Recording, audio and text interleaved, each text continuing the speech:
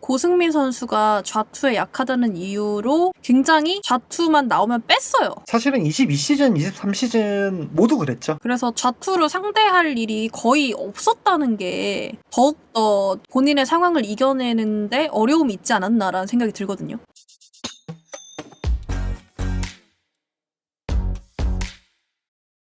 안녕하세요. 서울이 난 롯데의 딸 꽃겨울입니다. 구독과 좋아요, 알림 설정까지 부탁드리면서 2024년이 되면서 내야수 격변이 있을 거라고 저번에 한번 영상으로 인사를 드렸었는데요. 지난 시즌 좀 한참 기대에 미치지 못해서 아쉬웠던 선수, 그리고 다시 일어나줘야 하는 선수가 있어요. 고승민 선수에 관한 내용인데요. 오늘도 영꾸님과 함께합니다. 영꾸님 안녕하세요. 반갑습니다. 영구입니다. 작년에 롯데자이언츠가 공격력 측면에서 굉장히 많이 떨어졌었어요. 베테랑 그리고 팀에서 나이가 제일 많은 전준우 선수가 1위를 차지하고 그 밑을 받쳐줬어야 할 선수들이 좀 많이 부진했습니다. 젊은 선수들 중에서 활약을 해줬어야 했던 22시즌의 공격력만큼을 보여줬어야 했던 선수들이 다 같이 동반부진에 빠지면서 공격 WAR 감소값이 무려 3선수한테서만 7.78이 발생했습니다. 그 3선수가 황성빈, 고승민, 한동희 선수입니다. 아시다시피 한동희 선수는 감소폭이 정말 큰데 한동희 선수 같은 경우에는 멘탈은 이대호 전 선수가 챙겨줄 예정이고 기술적인 면은 강정호의 집중 케어가 있을 것으로 예상이 됩니다. 그리고 황성빈 선수는 빈자리라기보다는 김민석, 윤동희 선수가 적절하게 메워줬다고 생각을 해요. 황성민 선수는 이제 또 다른 경쟁을 통해서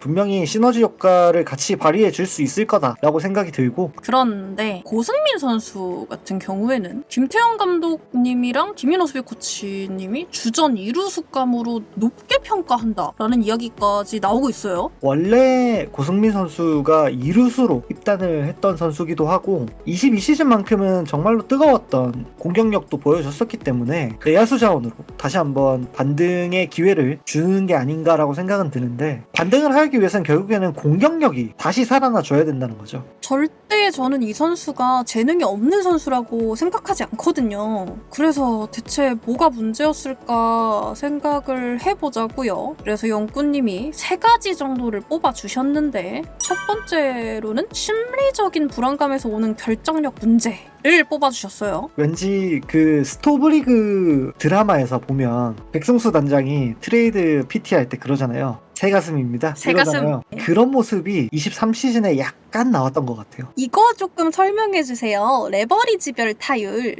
그냥 어려운 건 아니고요. 각 타석마다 이 경기에 미치는 영향이 어느 정도 되냐 라고 생각을 하시면 될 것 같아요. 그래서 1 정도를 미디엄, 평균적인 중요도 타석이라고 생각을 한다면 로우 레버리지는 0.7 정도를 기준으로 잡아서 경기에 크게 영향을 미치지 않는 타석이라던가, 하이 레버리지는 작은 점수 차에서 한번 안타를 쳐주면은 타점을 올리면서 경기가 추격이 된다던가 하는 그런 상황에서 이제 레버리지가 높게 판단이 되는데, 22시즌에 비해서 23시즌에는 하이 레버리지, 그러니까 1.6 이상의 높은 중요한 타석에서 역할을 많이 못해줬다라고 보시면 될 것 같아요. 그래서 샘플이 부족한 거 아니냐라고 생각하실 수 있는데, 70타석이면 샘플이 부족한 것 같진 않아요? 그렇죠. 한 시즌에 풀타임을 뛴다고 했을 때 한 600타석 정도 들어갔거든요. 근데 고승민 선수가 풀타임을 뛰지도 못했는데 70타석 정도를 소화했다고 생각을 한다면은 그렇게 작은 타석 수는 아니다, 작은 샘플은 아니다 라고 생각이 좀 듭니다. 그런데 70타석이 넘어가는 샘플이 있는데 안타가 10번. 이 시즌 레버리지 높을 때는 3할 5푼 6리. 오히려 일반적인 타석보다 약간 득점권 상황이라던가 동점 상황 이런 상황에서 더 불붙은 화력을 보여줬음에도 불구하고 23시즌은 그게 크게 감소했다는 거죠. 그래서 아마 조금 멘탈적인 문제가 있지 않았을까라는 생각이 들 수밖에 없네요. 그렇죠. 그러니까 중요한 상황에서 결과가 좋지 못했기 때문에 이 위축되는 정도가 더욱더 커졌을 수도 있다. 그리고 그걸 바탕으로 우리 눈에는 고승민이 재작년에 비해서 작년에 너무 못했다, 더 큰 실망감을 느꼈을 수도 있다라고 정리가 될 것 같아요. 실제로 못하긴 했습니다. 예.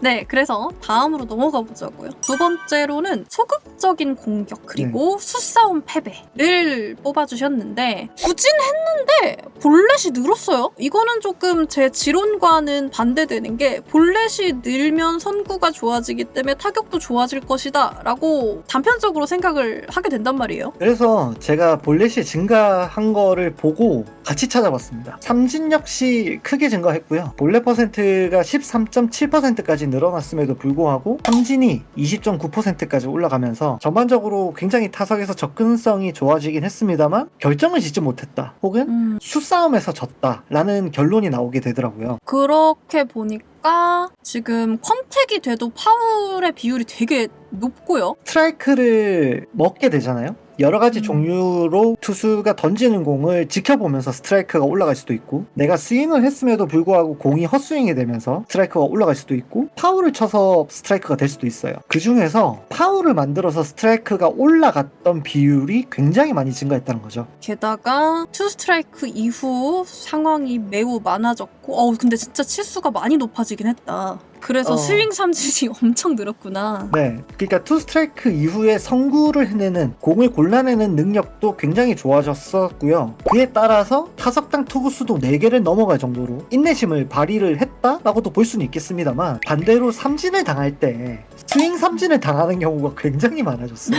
어떻게 보면은 이게 공격적이라고 생각을 할 수 있는데 반대로 말하면요, 볼넷도 늘었거든요. 그러니까 저는 어떻게 생각했냐면, 투 스트라이크 이후까지 끌고 가는 싸움이 굉장히 많이 발전했다 라는 것도 있겠지만, 결국엔 맨 마지막 결과를 낼 때는 삼진이 늘어났단 말이죠. 스윙 삼진이 정말 많이 늘었어요. 네, 결국에는 수싸움에서 이겨내지 못했다는 얘기로 결론이 도출될 것 같아요. 이게 근데 1번하고도 이어지는 건데 급하다, 마음이. 그런 생각이 드네요. 제가 순서를 이렇게 잡은 데는 또 이유가 있습니다. 그래서 넘어가 봅니다. 3번째, 변화구 공략의 어려움을 꼽아주셨거든요. 수싸움에서 패배한 직접적인 요인은 결국에는 변화구 대응이 힘들었다라고 볼 수 있거든요. 우리 농담으로 좀 하는 말이 있죠. 고승민 선수가 실제로 농담이 아니고 좌투에게 굉장히 약합니다. 신기하게 좌투의 변화구에 굉장히 약합니다. 일단 제가 전제로 깔고 말씀을 드리고 싶은 거는, 고승민 선수는 직구에 굉장히 강한 선수입니다. 특히나 직구가 잘 맞아 들어간다면 파워도 있는 선수이기 때문에 기본적으로 직구를 받아쳐내는 능력이 굉장히 뛰어난 선수고, 결과도 많이 만들어냈었어요. 오프스피드 계열인 체인지업 같은 경우에도 사실은 느린 직구다라고 생각하는 선수들도 많기 때문에 저는 같은 결이라고 생각을 해서 22시즌 같은 경우에는 직구랑 체인지업을 받아쳐서 안타를 만들어내는 경우가 굉장히 많았습니다. 반면에 23시즌이 되면은 직구의 타율은 일반적인 수준으로 돌아왔다라고 생각을 할 수는 있겠지만, 좌투의 경우에는 슬라이더에 대한 대응력이 극히 떨어지기 시작했고, 우투수의 경우에는 바깥쪽으로 흘러져 나가는 체인지업에 대해서 굉장히 어려움을 많이 겪었다라고 말씀을 드릴 수 있을 것 같아요. 이건 어떻게 보면 분석이 됐다는 이야기가 될 수도 있겠네요. 그렇습니다. 1년이라는 시간이라면은 각 구단들끼리 충분히 전력 분석이 이루어져 있었을 테고, 상대 배터리는 그에 따라서 직구를 많이 주지 않았다라고 나오는 거죠. 그런데 저는 2, 3시즌 조금 아쉬운 점이 있다면, 고승민 선수가 좌투에 약하다는 이유로 굉장히 좌투만 나오면 뺐어요. 사실은 22시즌, 23시즌 모두 그랬죠. 그래서 좌투를 상대할 일이 거의 없었다는 게 더욱더 본인의 상황을 이겨내는데 어려움이 있지 않았나라는 생각이 들거든요. 충분히 그렇게 해석할 수 있다고 생각해요. 그리고 분명 내부에서도 지금 말씀하신 그 상황을 인지를 하고 있었을 것이고, 고승민 선수 본인도 아마 알고 있었을 거예요.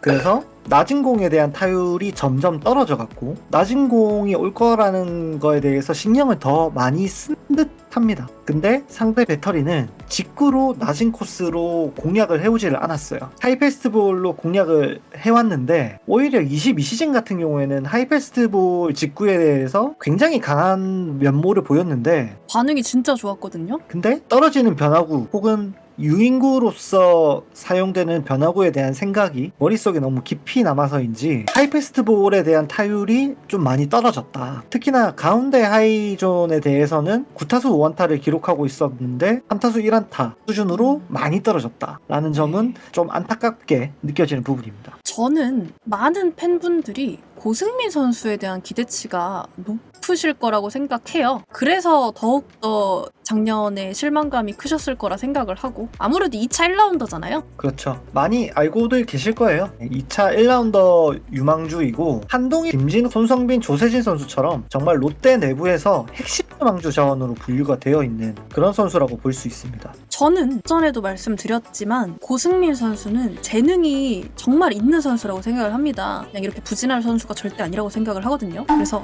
꼭 성과를 만들어냈으면 좋겠어요. 이 선수가 원래 이루수에서 외야수로 전향을 할 때 허리 쪽에 이제 부상 이슈가 있어서 전향을 했는데 군대를 다녀오면서 이제 벌크업을 굉장히 많이 해왔잖아요.